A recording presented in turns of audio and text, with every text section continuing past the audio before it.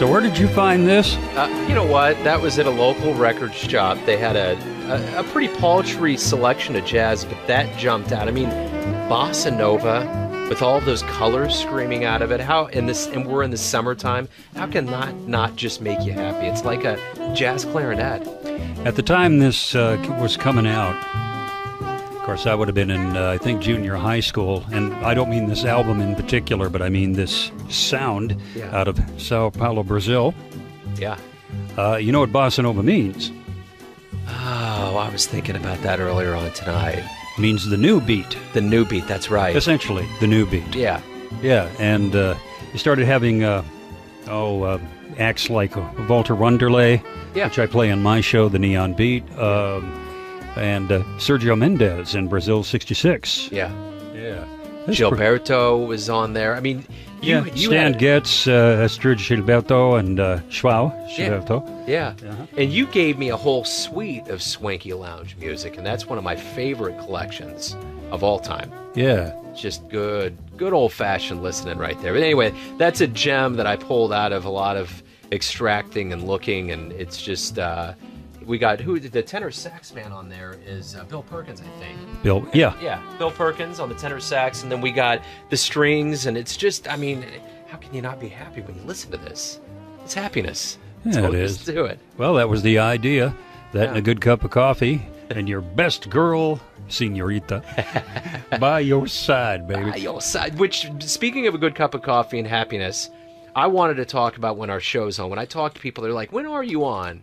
KCXL, Saturday morning 7 to 8, and then Sunday morning 6 to 7. And I know it's early, but you know what? Your cup of coffee gets very lonely without good music. And so do we. Yes.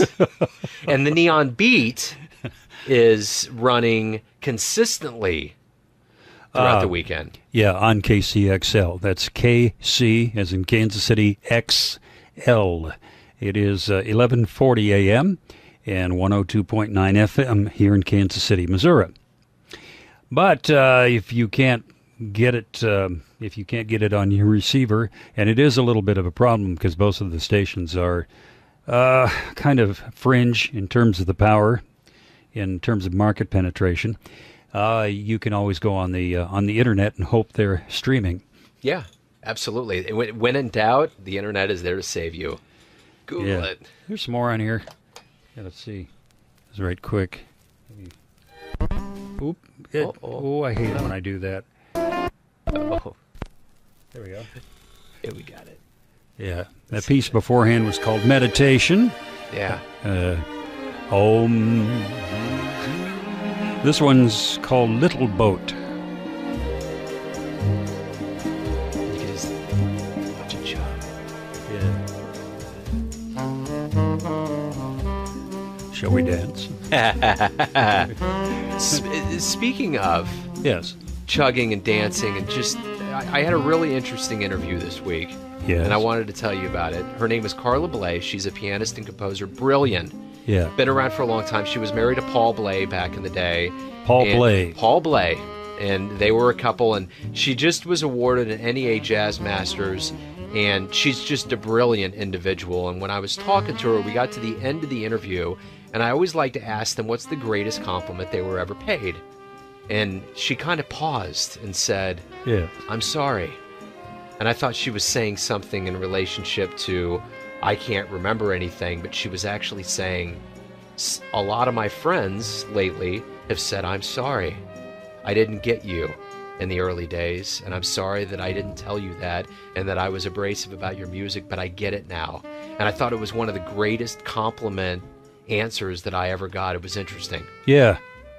You know? Yeah. I think I could say that. I could well say that to, you and I were talking about how many genres of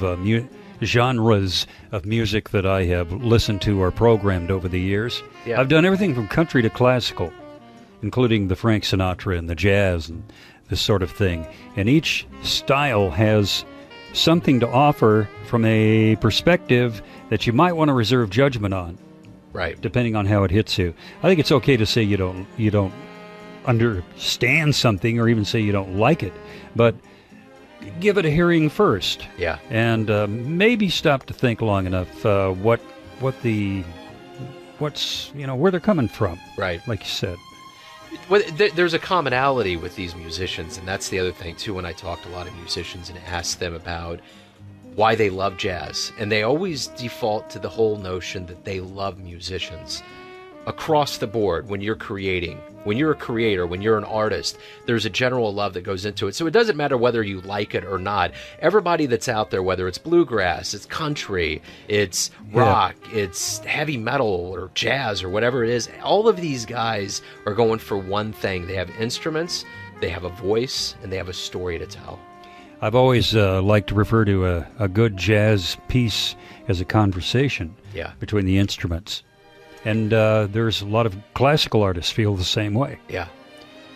My goodness, they're breaking into a fugue. They're whispering up there loudly. Yes.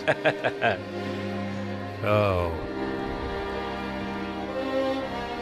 Yeah, this is a great album. This is a great album. Nice. Yeah. So for a garage sale, fine, not bad. Not bad at all. Not bad. But I think that, I think that's what's going on in my brain tonight. Well, then. Since we got that out. We got that out now. I guess we say goodnight, Dick. And we could use some heat in the apartment. Good night, Dick. Good night, Dick. It's 106 miles to Chicago. We got a full tank of gas, half a pack of cigarettes. It's dark. And we're wearing sunglasses. Hit it. Neon Jazz.